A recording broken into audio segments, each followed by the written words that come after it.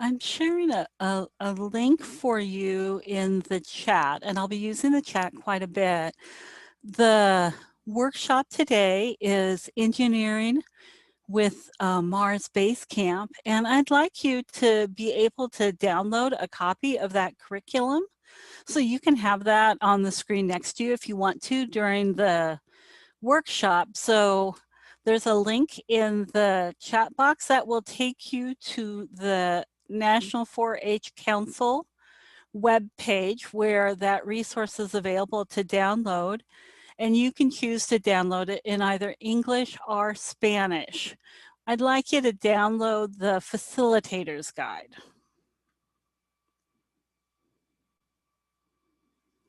And if you're having any problems with that, let me know in the chat, but it should work great.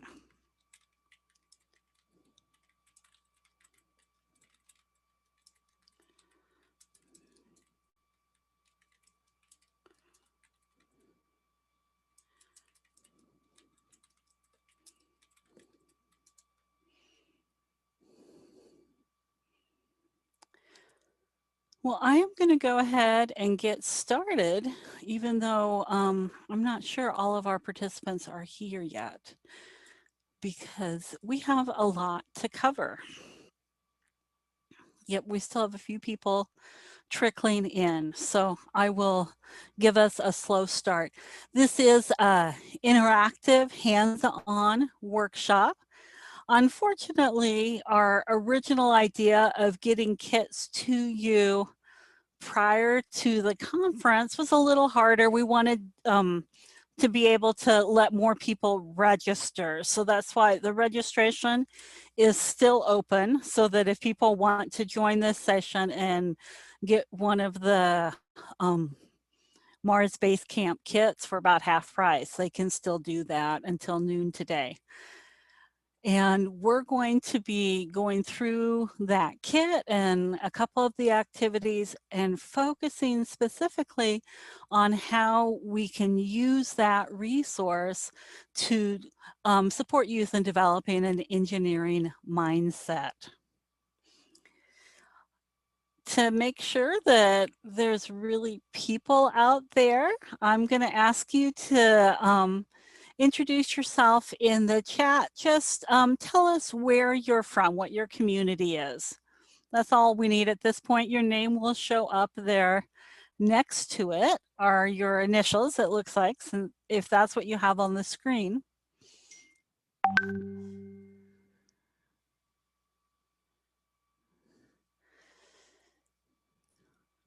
Wonderful. For our tech support, I am seeing a message that we do have people who are still trying to get into this workshop and having trouble. So we'll keep that open a little bit longer and try to get everyone to join.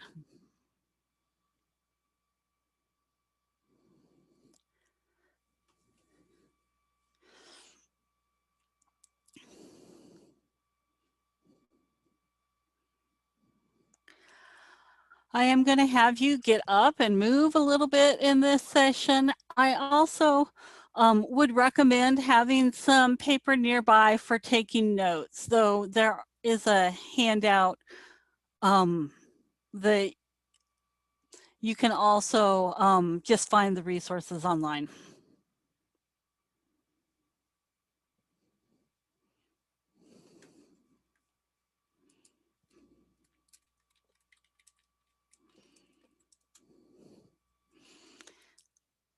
Okay.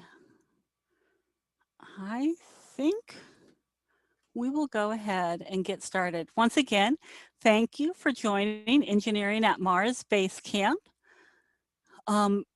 If this session is not being recorded, can we please get the recording turned on so that we have a record for it with the end of our conference? My name is Sandra Frericks. I'm with Nebraska 4-H and with the Click to Science team.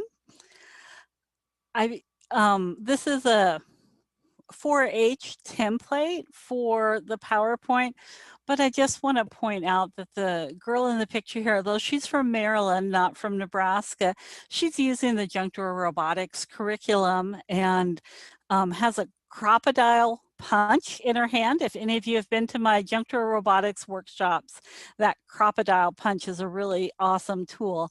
And she's doing that curriculum that was developed here in Nebraska. So even though this slide is from National 4-H, it has a great Nebraska connection and is really connected to this theme that we're talking about today about engineering and developing an engineering mindset and what that looks like.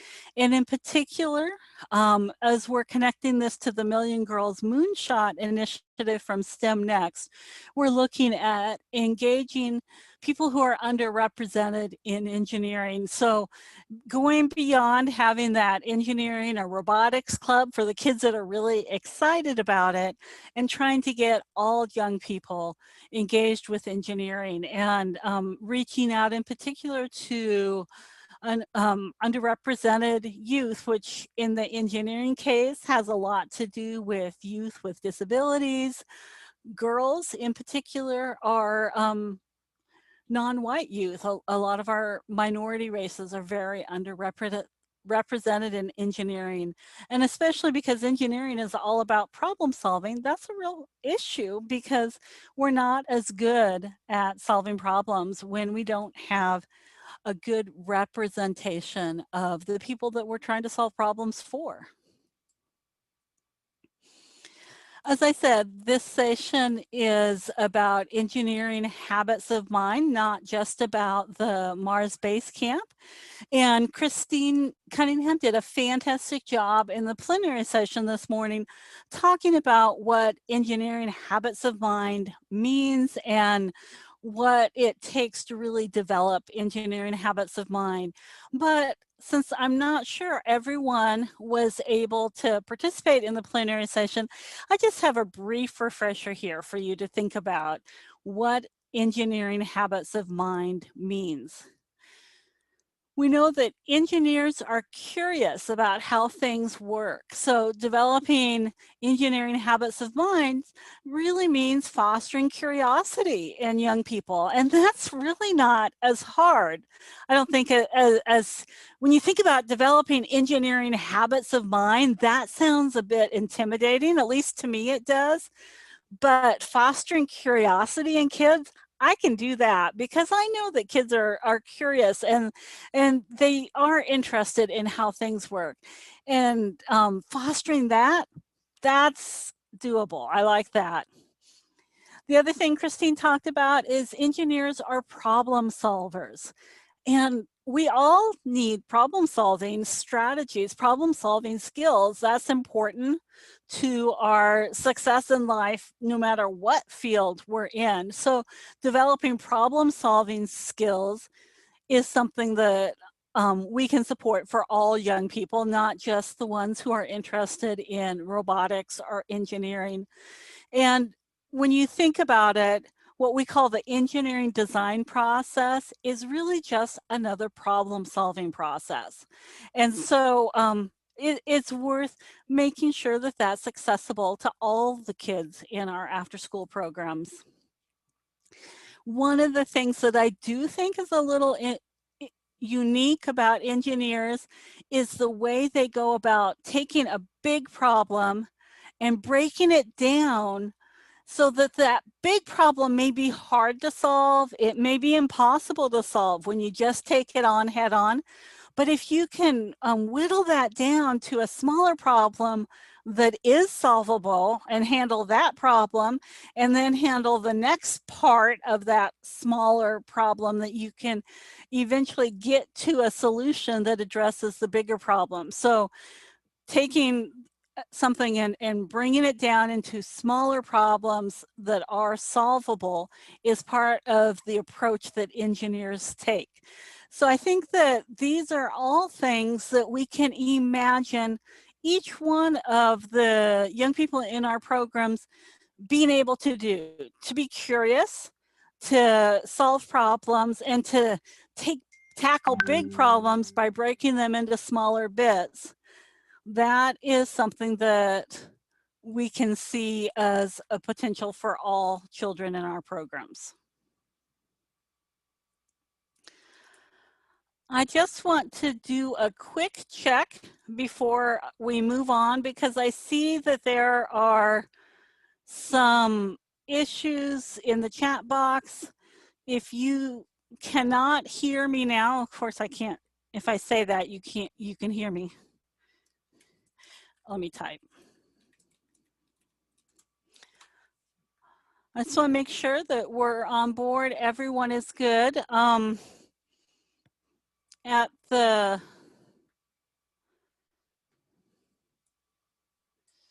okay, looks like we're okay.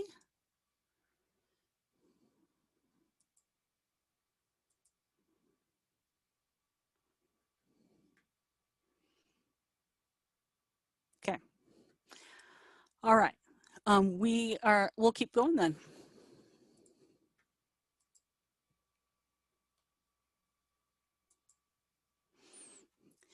All right, this is the first chance I'm going to ask you to get up and move around.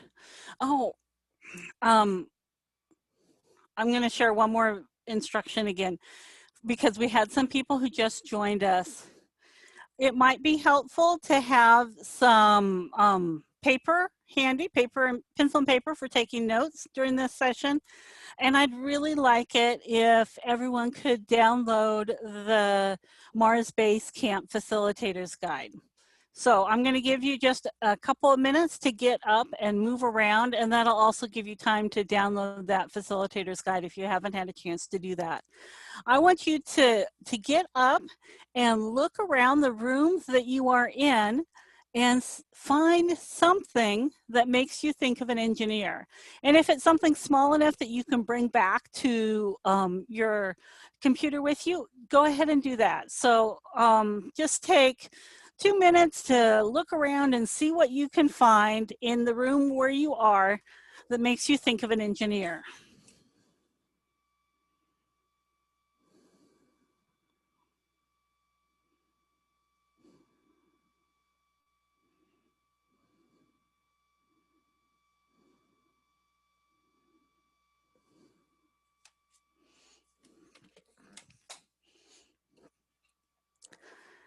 And as you're coming back from that,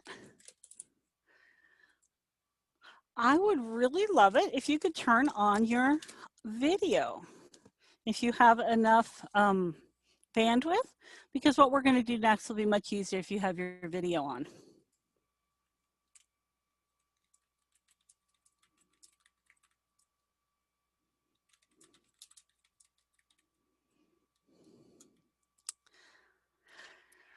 Oh, now there's people out there. That's nice.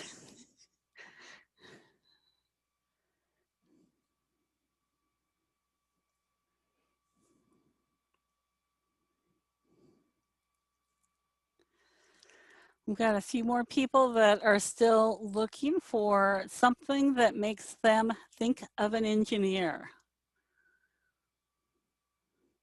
Look around your workspace or your home, depending on where you're joining from, and find something that makes you think of an engineer.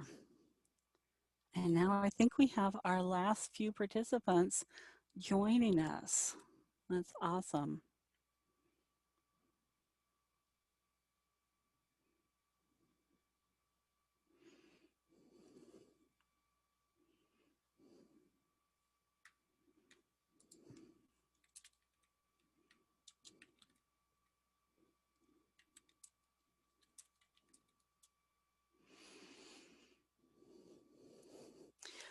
Okay, I think that everyone had a little bit of time to look around and find something that makes them think of an engineer. And I picked a stapler. What I'd like to have each of you do is to describe in the chat, and you can hold it up if you have it, what it is that you found and why it makes you think of an engineer.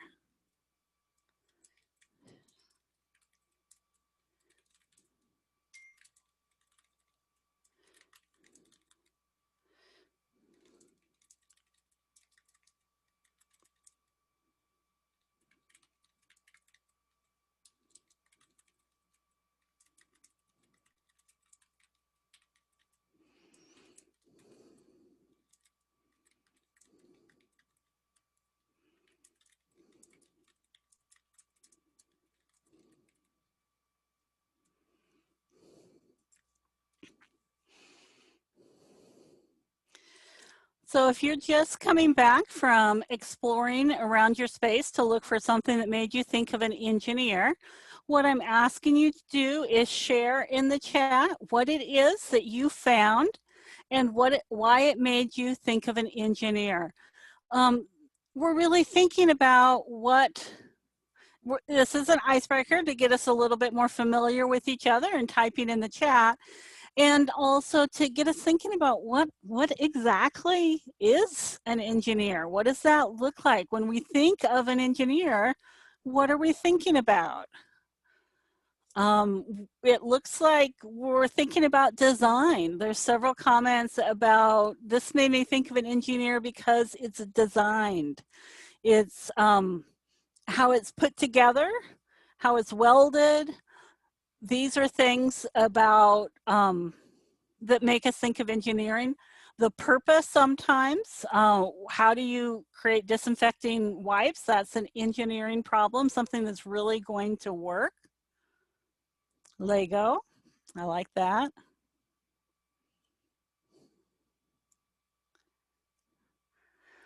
Holly has a bungee chair.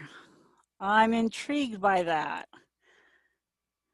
So is the bungee chair something that you bought, or is that something that someone made for you, Holly? I'm just curious.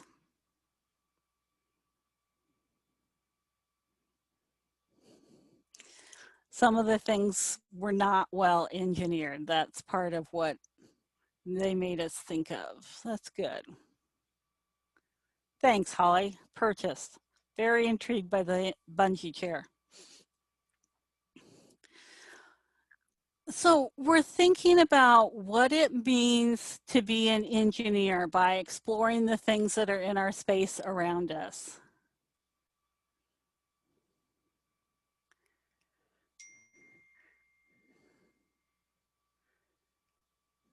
All right, I saw LA on the camera.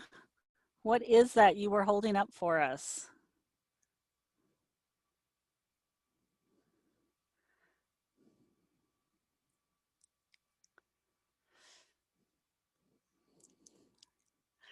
A hammer? Oh, a weight. Got it. A kayak holder. I wasn't even close. All right, thank you everyone for sharing and helping us think about what really means engineering. And this is the sort of activity that may really give some good discussion, some good understanding if you are trying to figure out how to work with kids remotely. If for some reason, or well, we all know the reason, but if you're not able to have kids in person in your program and you're trying to do some remote teaching, an activity like this really helps engage them and get some thinking and moving around a little bit, which is important too with young people if they're not just sitting in front of their computer all day. Okay, the other part of this session, besides it being about a 4-H kit, is that it is connected to the Million Girls Moonshot. Somebody is getting an echo. I think that probably means that we need to mute somewhere.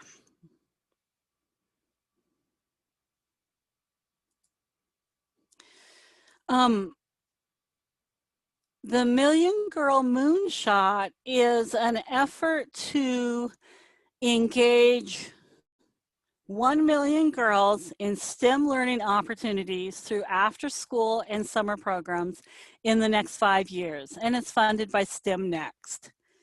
So think about that. What does it mean to engage 1 million girls? And how many of you have an after-school program that only has girls in it? Do we have anybody that has a girls-only program? There are some out in Nebraska. So it looks like I'm seeing some head shaking. It looks like our challenge is not just introducing not just introducing 1,000,000 girls, but really engaging girls in engineering when they're in a environment where it's boys and girls together, which is a little bit different, and it's a little bit different challenges that it takes to get them engaged in that sort of environment. So I'm going to share with you in the chat a link to the toolkit that STEM Next has put together to help you start addressing that with the Million Girl Moonshot Initiative. And by the way, this is going to be a big effort here in Nebraska.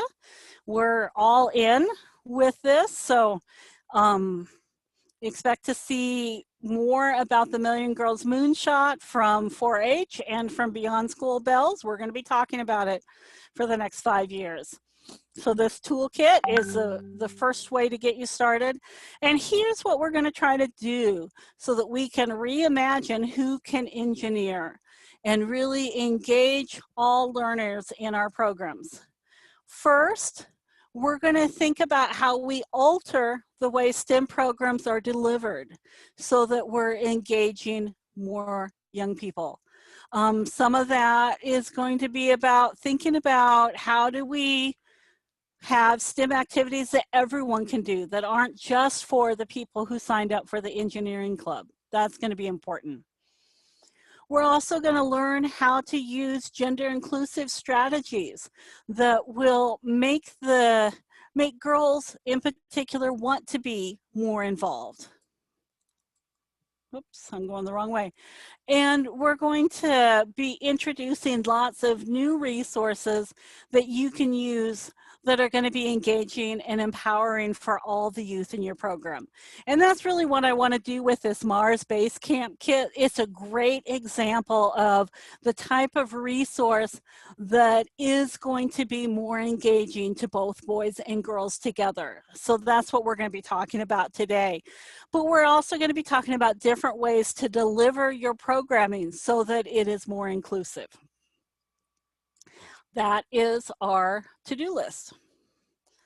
This is a graphic from the toolkit and from Christine's presentation this morning about the 10 practices for engineering mindset.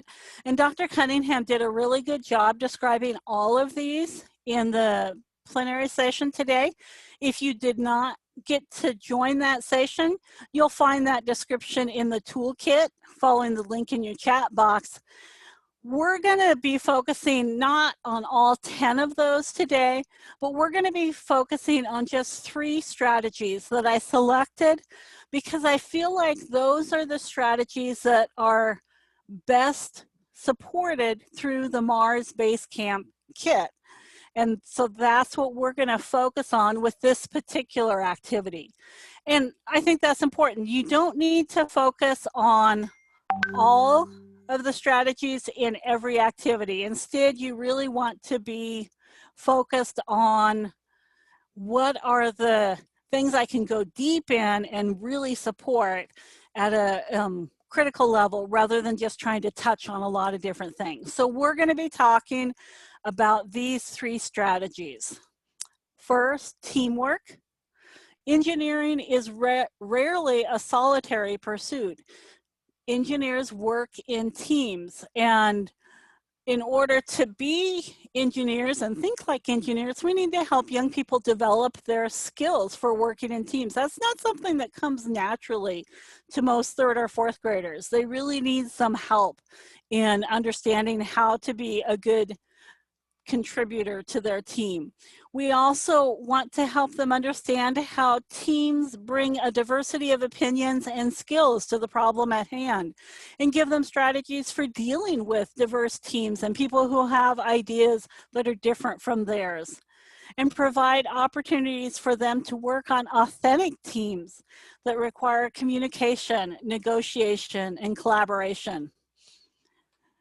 And this, we'll talk about how to do that specifically with Mars Base Camp, but also some strategies that you may be able to use in other types of programming you're doing. We also want to present engineering problems in a real world context and give young people a realistic vision of what engineering is.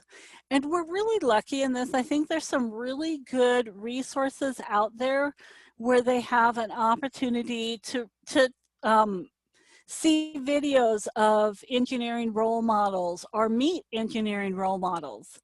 In our context for this kit, we're going to be looking at engineering in a real world context, but not going to be dealing as much with role models. But that's an important part also, I think, of presenting engineering in the real world, so they can meet some people who really are engineers and see that they have a lot in common with them. And that helps with the third one in building agency in youth by giving them the opportunity to connect with role models that encourage them to envision themselves as engineers. But beyond just this issue of role models, there's more we can do to help young people identify as engineers and problem solvers. We want them to have independence so they can generate their own ideas, to have a sense of agency about what they're doing, and also so they see themselves as capable problem solvers. And that requires giving them reasonable problems, not just made up problems, but real world problems that they can help contribute to. And I think the Mars Base Camp does a good job of that, because there's going to be lots of things in the news in the next year about what's happening on Mars. So having them exploring these issues and being part of them is going to help them see that real world connection. So this is a kit that you're going to get, and it's just a small national 4-H STEM challenge. Several of you have participated in these challenges before with me. This one just comes in a simple box, and one of the things I love this year is everything in that kit is reusable. I was a bit skeptical about that at first, because one of the activities is to build a Mars rover. And most of the times when we build a rover using a lot of the NASA curriculum, you're building it out of everyday objects, cardboard, maybe you've got some plastic wheels, but you're using bamboo skewers for axles. This rover actually is made of all plastic reusable parts, so they can put it together and then you can take it apart when they're done and use it again with the next group. So that's a really nice feature, I think, of this new kit. We're going to watch some videos so you can see what's in the kit and what the activities are. There are 4 activities in the base camp this year. 3 of them are interactive activities you're going to do in your program, and 1 of them is an online activity. So you have that opportunity to bring in some coding into this too. There's a great Scratch, there's actually several Scratch activities around this theme that you can do, and you don't even need to have the kit on hand to do those. I'll share that link later. They're already online. You can access them now, but there are some resources in the kit that help if you're not very familiar with Scratch, that make it a little bit easier. The mat, or the picture in the back there, is a picture of Mars, and it's about 2 or 3 feet across. It's a big vinyl image that you can put up on the wall, or you can lay it on the floor. We're going to use that as a game board for some of the activities that we're doing today. Actually, for both of the activities, we'll be using that Mars map. And so the kit has supplies for up to 12 students. It's really designed, all the activities, for groups to be working, youth to be working in small groups or teams of 4. So in your kit for 12, you have supplies for 3 small groups to work through the activity. It is designed for 8 to 14-year-olds, and I think it will work well for most of your elementary and middle school age youth. It's the putting the rover together, well, and even some of the activities. The thinking's going to be a little challenging for your lower elementary age kids, but your third, fourth, fifth graders are going to love this, and I think your middle schoolers will be able to really get into it as well. It's not really designed for engaging high school age youth, but there are a lot of resources that you can use to train high schoolers to run the activities with younger kids. And so they learn the same content by being the teacher for this activity. So that's how I would recommend engaging high school youth for those of you that have programs that go up into high school. The first activity we're going to talk about is the Landing Zone Surveyor. And this activity models for young people the process of exploring another planet. So they learn about Mars exploration from the start of launching from Earth to attempting to land on Mars, and then also they learn a lot of what we've discovered about the surface of Mars and what we've learned in the last 25 years that we've been really focusing on exploring Mars. So they get to use a lot of real world images and data from Mars missions in this activity. And let me jump to the video and share that with you. I'm gonna take us ahead so we don't have to watch this whole video, but I will share a link to it if you want to watch the whole video. It's a little over an hour, but we're gonna just watch a couple of segments of it. So this one is on the Landing Zone Surveyor activity. And it comes in two parts or two themes: landing on the surface of Mars and discovering the surface of Mars. And it's really based around that map that's behind Hannah right now. Next slide. So this is just a preview of what the youth guide looks like. On the left, it has the directions that the kids will be able to follow. And on the right is the workbook, so where they can write down their reflections, their thoughts, and kind of start to ask questions more about what they learned during the activity. Next question.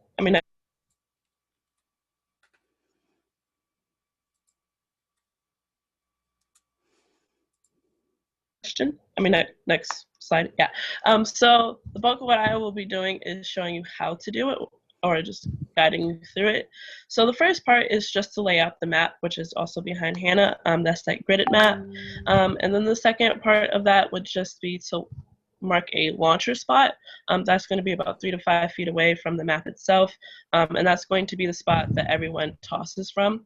The second step is to initiate launch, and that's simply just throwing the landing device, also known as the parachute toy, onto the map itself. And you want to aim for the map, but as you can see in part 3 and 4, it is very common to miss the map. So if you miss the map or you land on where another student already has, you will just go back in the line and try again. If you land on an empty space on the map, then you will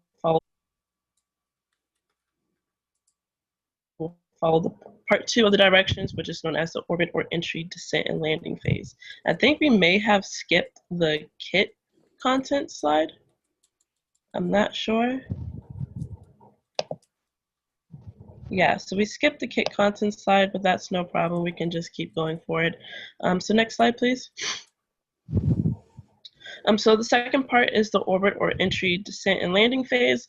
This is... Oh. Hello, everyone. Sorry, that's my fault. I just jumped us around. So what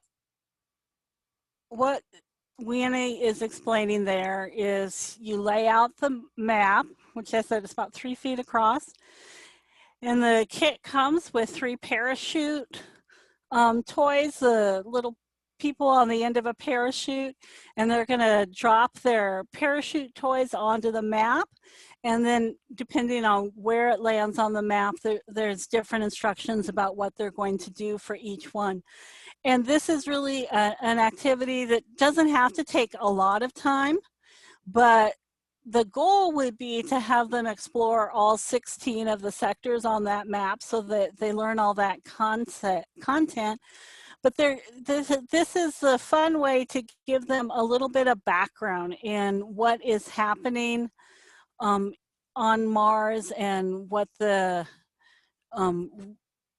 we have learned so far. Now, the second activity we're going to be focusing on today is Red Planet Odyssey.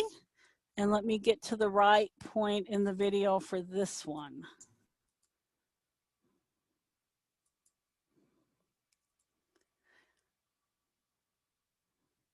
Okay.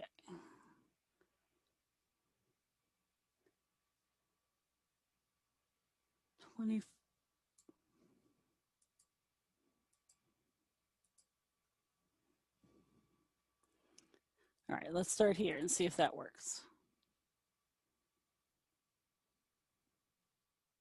Actually, I'm 2 slides ahead of myself, so we go to one more, Sarah, and then one more. We're going to go back just a little bit. Their portions and not the small screws, and so that is the really good part about this. The rover is very awesome and durable. It's made of plastic, and it comes with everything you need except batteries. And so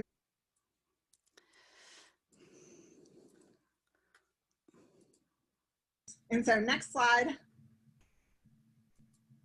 So like in here, for the rover activity, it's a pretty simple activity and supplies other than the rover kit. So the rover kit is really the focus point. And then you will use the Mars map with the grid that you've used in the first activity. And then you also need a pencil, items to build an obstacle course, which can be anything that kids can find, AA batteries, and tape. So next slide. So the first thing that the kids will do is they will actually build the rover. And so there's some really cool parts about building the rover that I think are super important as we kind of think through that, is that the rover can be built a few different ways. So the first way is there is an instruction guide in the packet. So each group will get an instruction guide. They will go through and they can go step by step by step. Or you can go and you can take out the instruction guide and have the kids kind of try to work through it, figure it out. And that all depends on what age group you're doing. If you're doing 3rd graders, you probably want to leave the instruction guide in. If you're doing 8th graders, you might let them figure it out and try to figure it out. And then the best part about building the rover is there's so much opportunity for redesign and like how can you add to it and how can you move forward. So once you have your rover built, you can go to the next slide. And actually, I'm 2 slides ahead of myself, so we go to one more, Sarah, and then one more. Okay, so then the next thing that we're going to do is explore. And so with exploring, the cool part about exploring is they're going to use the map. They'll choose their job. So one of the things that we're going to ask is that they go through and that they think through like what kind of jobs would NASA have to build and navigate Mars. So they'll kind of think of some jobs that they can assign themselves to. And then you have them choose where they want to start on the map and where they want to finish. And then they have to get from point A to point B by building a pathway. So the normal rover would be navigated from Earth to Mars, like through those kind of things, or programmed to do that.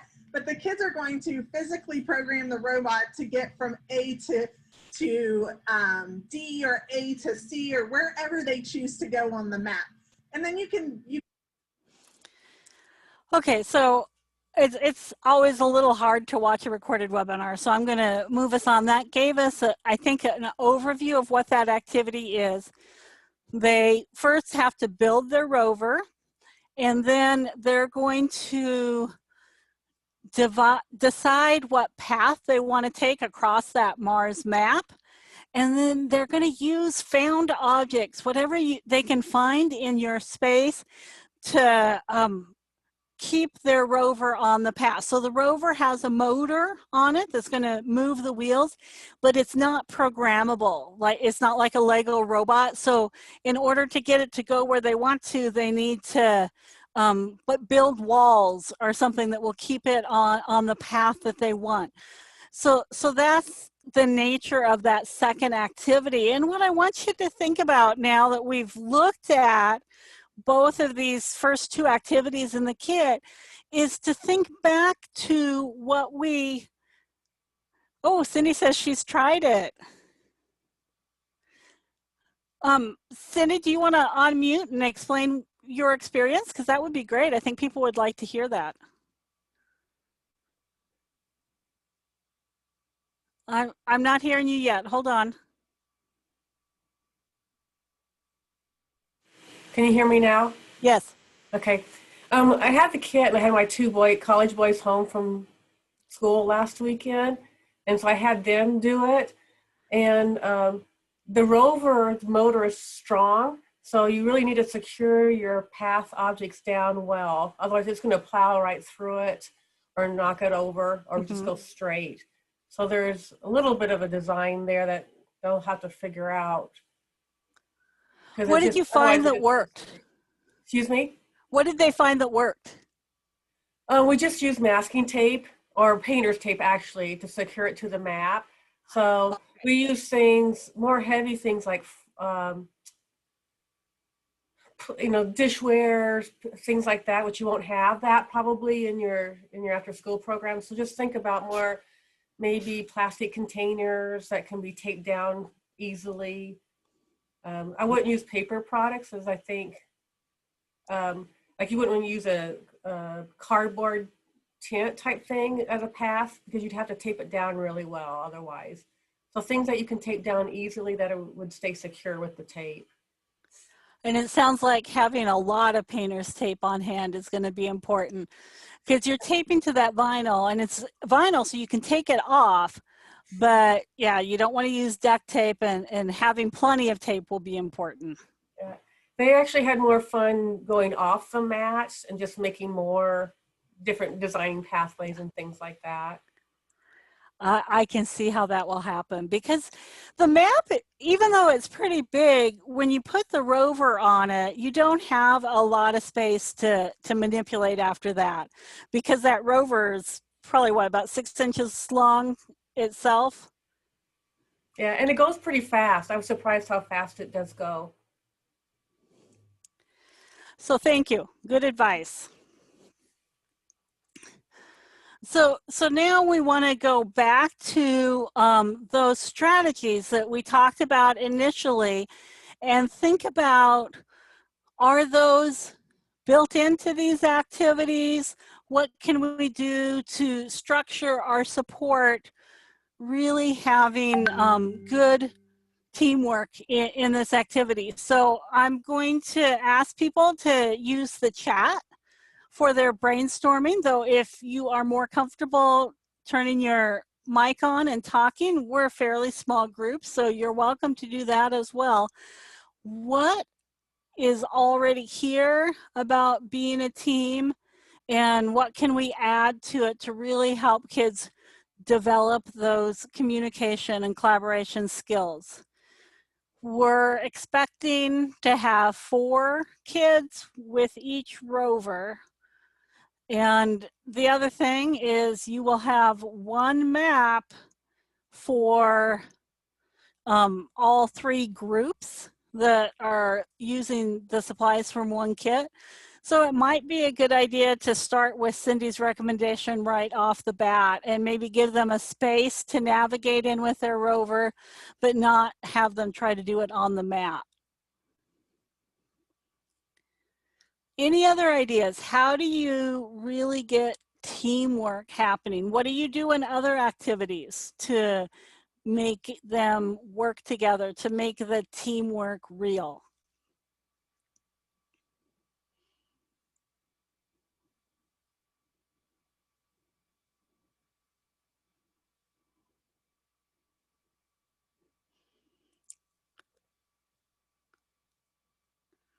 I know that I can see who's on this webinar, and I know that you know this. You have strategies. So please take a moment and share what can we do? What have you learned from your expertise, your practice?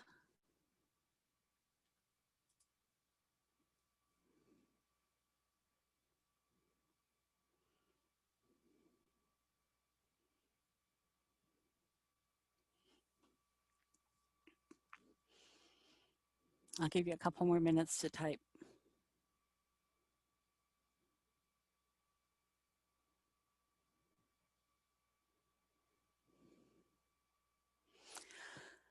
And this is where you might want to get out that paper and take down some notes. This is really, this is about how you can change, what was it that they said at the beginning? We need to alter how we're delivering programming so that it is going to engage all young people and help them develop an engineering mindset. So here are some strategies, and these are from your colleagues and also very research-based. There's kind of two different approaches to working in a small group. You can assign jobs to everybody, or you can have them figure out their own jobs. The younger the kids are, I think the more important it is to provide more structure. After they get better at working collaboratively, you can let them choose for themselves what role they're going to take in the group. But having specific jobs assigned for each member is a really great way to build those initial skills, and rotating the jobs, changing what role they're having in the group so they get to experience different types of roles is important. Another thing I'll say about assigning tasks, this is something that I learned from Marianne Stimmer. If you are going around to groups and you're handing out maybe the paper and pencil for the recorder, pay attention to what you do, and how many times do you reach to a girl to hand her the resources for documenting what the group is going to do, and how many times do you choose a boy? The research says that teachers are more likely to ask girls to do the documenting, probably because the girls maybe have better handwriting, or they're better at focusing on that task than boys are in elementary school. But what happens then is girls don't get an opportunity to have their hands on the supplies if they're the ones that are doing the documentation. And so we're encouraging them to do more of the writing and thinking, but not giving them an opportunity to be hands-on with the building when we're doing that. And it's something that happens without any intention. You're not thinking about it. But think about assigning tasks, those tasks being real, that there's something they can contribute, and also rotating or changing who has those tasks so that you're not giving certain types of tasks more often to girls or more often to boys. The other thing that I see is require or suggest that they have a plan. Again, younger children, more structure. Maybe they have to do a little bit of planning before they even get their rover in front of them, so that if they have the tools to build, they're going to start putting that together right away. So if you want them to develop a plan and they're not used to doing it, you may need to have them do that before they actually get started working. Another tip on that is it's really important for them to be able to see the materials, because they're still very concrete thinkers. So they need to see what the supplies are, but maybe not have them right in front of them so that they can't start building until they've really thought about what their plan is. And to try different ways of building their plans. Maybe sometimes they have to do a drawing. Sometimes they have to write something. Sometimes they have to just tell their plan verbally to the group so that they are practicing communicating in all those different means. The other thing I think is it's really important to give them time to collaborate. It often is clunky. It doesn't happen smoothly at first. And so you know intuitively that, well, if I give each kid supplies so they can build their own rover, that will happen a lot faster than if I have them working in a team. It's going to take the team longer to get to the end of putting that rover together, and it will. So if you really are trying to encourage collaboration, you need to make sure that there's time. You're going to think about how you structure the activity and how much time you give them so that they really can work together in a team, and also make sure you're giving them feedback on teamwork. Think about what sort of feedback you could give them on how well they're collaborating or how they're communicating, so that when you actually get into the activity, you remember to focus the feedback on those skills that you're trying to help them develop. Next, I want to think about how we make it a real world problem. And this is another one of the strategies that Dr. Cunningham talked about this morning. And it is one that I think is really built into this kit. So what are your thoughts on this? How do we emphasize that real world part?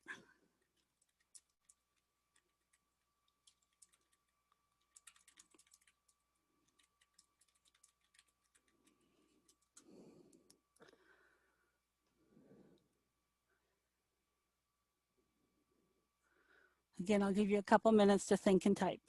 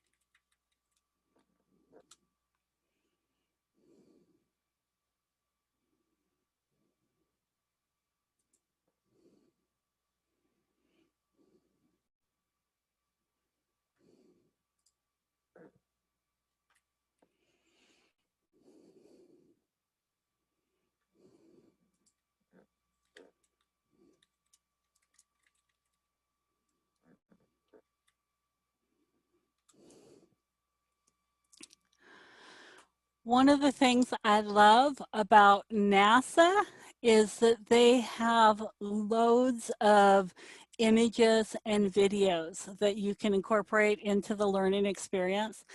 So look through those resources and find videos that can help support the real worldness of this. There's a lot of great videos that the rovers have taken on Mars to help them really see what that is like. Another way to make the connection here is into what's happening currently in the news around Mars, and we'll talk about that a little bit later in the webinar. There's some real world events that you can connect this learning to. There's also lots of opportunities for looking at role models. And if you're interested, this webinar is really not focused on that, but let me know if that is something that you're interested in. I have a lot of virtual role models, lots of sources of organizations that have made videos or are even willing to help connect the youth in your program to a role model that you can chat with them via Zoom in your program to really build these connections.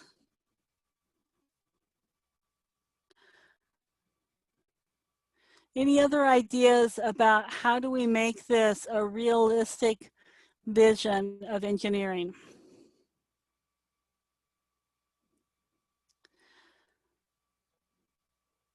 I think one of our biggest challenges with after school is coming back to that time and messiness. Engineering doesn't always work the first time you try it. And so if you can give them the opportunity to try and maybe not have it work and to have to struggle through it, that helps them develop a more realistic vision of what engineering looks like. We need to try to avoid looking at the clock and saying, oh gosh, it's 4:40 and parents are going to be coming in the door really soon, so I'm going to tell them what the answer is so they can finish this activity. That's really not beneficial. It will help, it doesn't help them see themselves as a problem solver, and it doesn't help them really develop a realistic vision. All right, we've got one more strategy that we wanted to think about with these kids, and that is how do we help students identify themselves as a problem solver, as an engineer? And this is one of my favorite aspects of engineering mindset. It's really shaping how they see themselves, their own sense of identity, which is what a lot of what we're doing in after school program is about. We are always helping students develop their identity to see themselves as capable, to have the skills that they need to be successful in life. It's positive youth development. That's what we're doing in after school time. And that's one of the reasons that STEM can really help support those goals. So again, I'll give you a couple minutes to think, to brainstorm what are some aspects of these activities that we can cling on to for this. Oh, and I forgot to remind everybody that there's two activities. So there's that first one where they're exploring Mars and experiencing what it's like to land on Mars. That's also part of the real world connection there that you can make. And then there's putting together that rover and programming it, which I think that's the activity we know they're going to get really excited about. But we want to make sure that all of these activities are building that engineering mindset.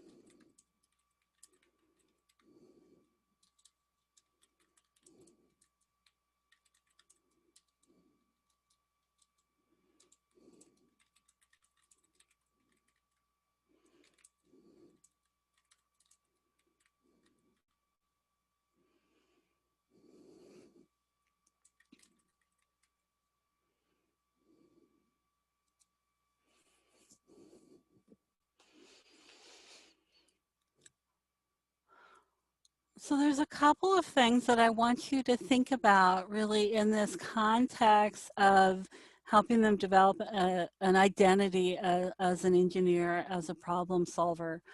And it's about both how you structure the activity for them and also how you finish and wrap up that activity, the debriefing time, the wrapping it up is a really crucial time to build identity. So I like Karen's suggestion to give them the opportunity to name the skill and to describe what it is that they've accomplished. That's an important thing to pull in as you're talking to them, especially as you're wrapping up that activity. Don't just focus on what they did or whether they met the goal that they had set or not, but also talk about what were the skills that they were using, what were they learning, how did they solve the problem, and use the language of engineer and problem solver, and also use their language. Let them describe what it is that they're learning and they're able to do. Because sometimes we think it's enough that we can observe them using problem solving, but we really need to help them understand that that's what they're doing, to have a name for it, to know that they're problem solving. To reflect on the skills that they're using, not just whether they accomplish the task.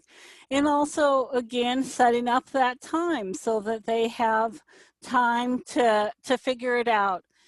Seeing yourself as a problem solver comes more from owning, having a sense of agency that you came up with the solution, than whether the solution works. So if the students feel like you gave them the answer, they're not going to see themselves as a problem solver. They solved the problem, but they weren't the problem solver.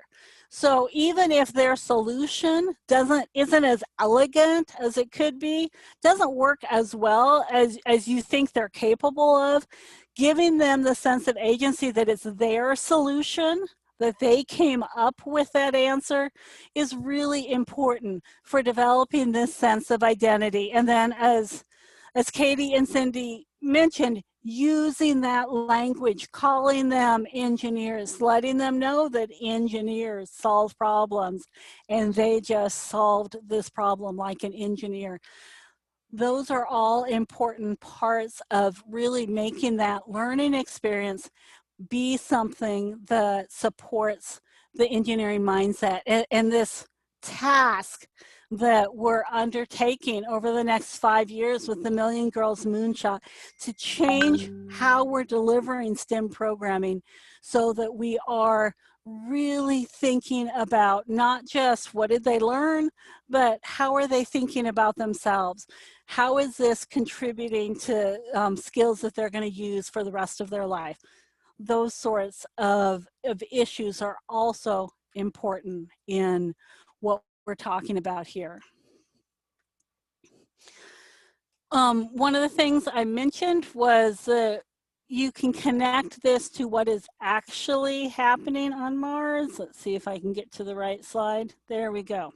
Okay, and there is a lot happening right now on Mars. This is actually a picture of Perseverance, which is the newest Mars rover, our 5th rover to go to Mars. And Perseverance was launched on July 31st of this year. And that's part of the reason that we're excited about this activity, that why we're focusing on Mars this year. Well, I guess Perseverance sounds like a female name, so I'm using a female pronoun, but she is en route to Mars, and we expect that she will be landing about February 18th.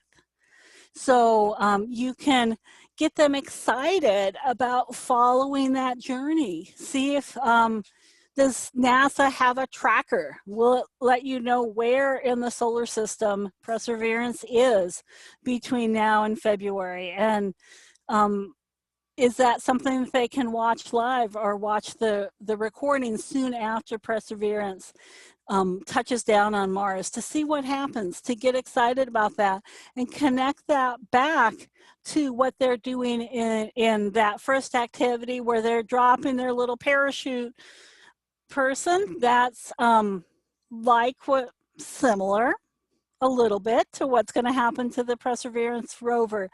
And so keep those connections trackable. Oh, it is trackable. Thank you. And I like Cindy's idea of also of talking about who all the different people contributing to a project like this are. Help them maybe get to meet some of those people, some of those NASA role models between now and February to see who are the real people involved in this project.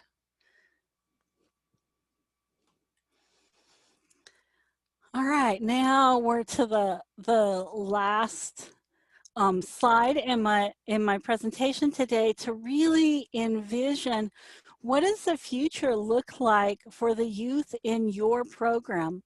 Are they going to be the ones who are actually walking on the surface of Mars? Is this something that they could envision as part of their future? How can we get them excited about that possibility? And how can we incorporate this sort of big thinking into what we're doing? Well, I'm thinking about kind of what that future holds. There's a great question in the chat about what do we do with COVID and how do we acknowledge that and integrate that into how we're presenting this kit? And it's a great question because 4-H has thought about that, and there's a couple of different strategies I can share with you. One, I've been talking about the educator kit, which comes with supplies for 3 groups of 4, and that really presumes that you are in person with youth and you are working with them. It may be that you need to get some additional kits so that you have a few more supplies, because one of the ways that we know we can help reduce spread for COVID is to not have students sharing a lot of supplies. So if you've got a situation in your school where you need to have an individual set of supplies, you can do this with this kit, but you would have to purchase some additional kits. But you could have several little individual kits of what they need for doing this activity that you can just clean and disinfect in between the groups that are working on it so that you aren't sharing a lot of supplies. But they've also developed a family size kit, which is all the supplies you need for one group. And it's cheaper than the educator kit. You could help families do this at home if you're doing remote teaching and you're not actually having youth together in a single session.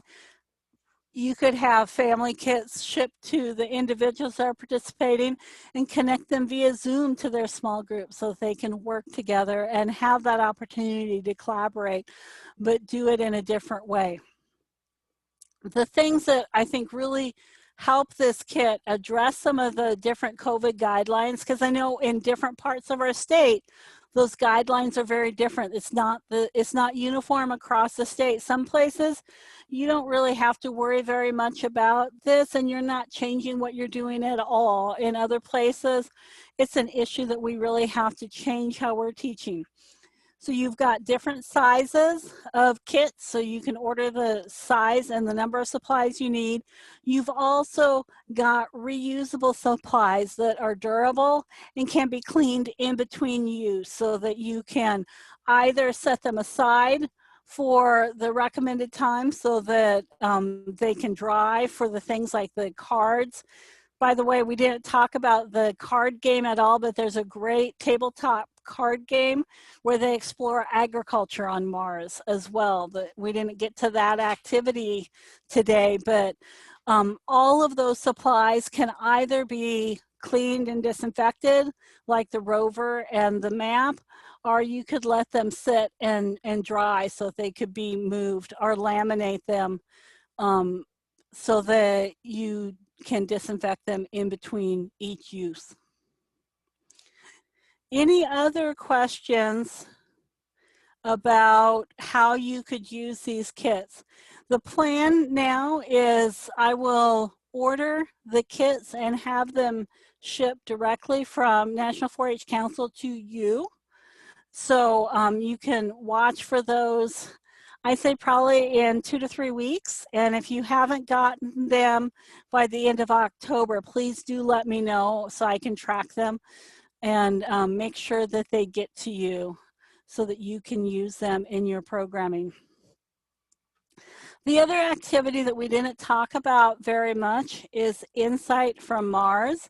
And I'll share a link in the chat for you on that one.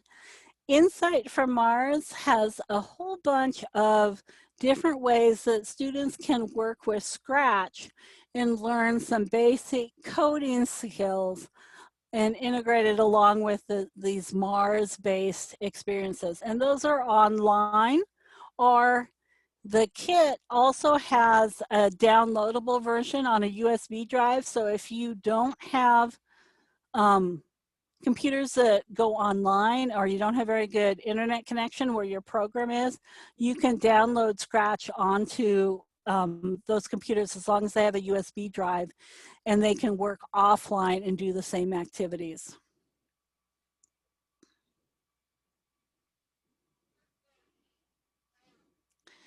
It looks like we have a little bit of time, so I'm gonna go ahead and stop that sharing and go to the Insight from Mars so that you can see what that looks like.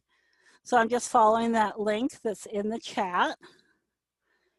And now we're at the National 4-H Council website, and you can see all of these coding activities that you can do using Scratch. They are all available in English and Spanish, and there's step-by-step instructions for each of the different things they can change on their animation so that they are creating their own virtual postcard from Mars. And I am going to take just a minute to share this video with you. Hi, Megna. I'm Ethan. And I'm Omar. We're team leaders from Santa Clara County 4-H. I'm Curtis, a 4-H alum and an engineer at Google. We're here to introduce the 2020 4-H STEM Challenge activity, Insight from Mars. In this activity, you'll imagine you've landed on Mars. You'll use... Just checking, is everybody able to hear the video? Thumbs up if you can hear it. Okay, I'll continue then. Use code to create an animated message back home about something exciting you've discovered. When NASA astronauts travel to space, they communicate every day with mission control. They send information back to scientists on Earth so that we can learn more about planets like Mars and other interesting things they would discover in space. In Insight from Mars, you will create an animated transmission back home that can be fun or silly, or can share important scientific information with your friends back on Earth. Let your imagination run wild. You will tell your story using Scratch, an introductory programming language that allows you to use code blocks to give instructions to characters called sprites. To get started, just click Start Coding on this webpage. This will open the Insight from Mars Starter Project in Scratch in a new tab. The Starter Project includes a Martian landscape and a rover. Once you've done that, let's start coding by adding something new to the scene. Click Choose a Sprite to add a character to your story. Scroll through the library to find a character you like. In the scratch card examples, we use Ben and Goblin. Click and drag the sprites around the stage to move them. You can also change the way your sprite looks by opening the Costumes tab and choosing another look. Next, let's see what happens when you program one of your sprites to talk using the Say blocks. To add code to a sprite, first select it and then click the Code tab. Click, drag, and hold a Say for 2 seconds block to add it to your project. Type what you want the character to say in the code block. Next, add an event to tell the computer when to run this code. Select the Events menu and drag out a When Flag Clicked block. This block runs the code when you click the flag at the top of the stage. Click the flag to test your code. This video showed you the basics of how to send a message home from Mars, but there's so much more you can do. Check out the Mars fact sheet in your youth guide for inspiration. Then, use the coding challenges below this video to bring your message to life. Just remember, if you want to save your project, you will need a Scratch account. Once you're logged into your own Scratch account, you can remix your project, which allows you to save it and share it with other people. Thanks for following along. We can't wait to see your animations.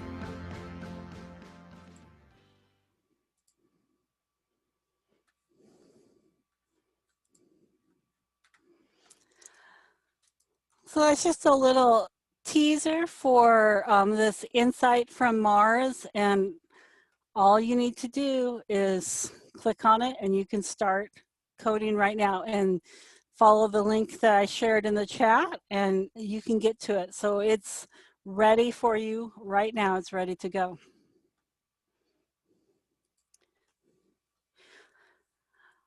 Couple of simple instructions as we wrap up. I did share several links in the chat. If you would like to save those, at the bottom of the chat box, there's a little square with 3 little dots in it. If you click on that, you have the opportunity to save chat, and it'll find a place on your computer where it will save that for you, creating a Zoom folder. So if you'd like to have those links to be able to go back to them, you can do that. And I will also be happy to share and respond to any questions that you have. If you don't have my email, I'll share it in the chat. It's sfrerix3@unl.edu. And I will be happy to follow up with you, and I'll be sending everyone an email to let you know when to expect that kit as well, as soon as we can get that order placed. Be perfectly honest though, I'm probably not going to do that till next week. We've got a lot going on this week with the rest of the conference, and I'm hoping that the rest of it goes a little more smoothly than our plenary session this morning did, but I'm really excited about the potential here. So please do engage with all aspects of the conference, and also take time to give us some feedback at the end of the day so we know what's working and what we can do to make it better tomorrow. Thanks for joining us.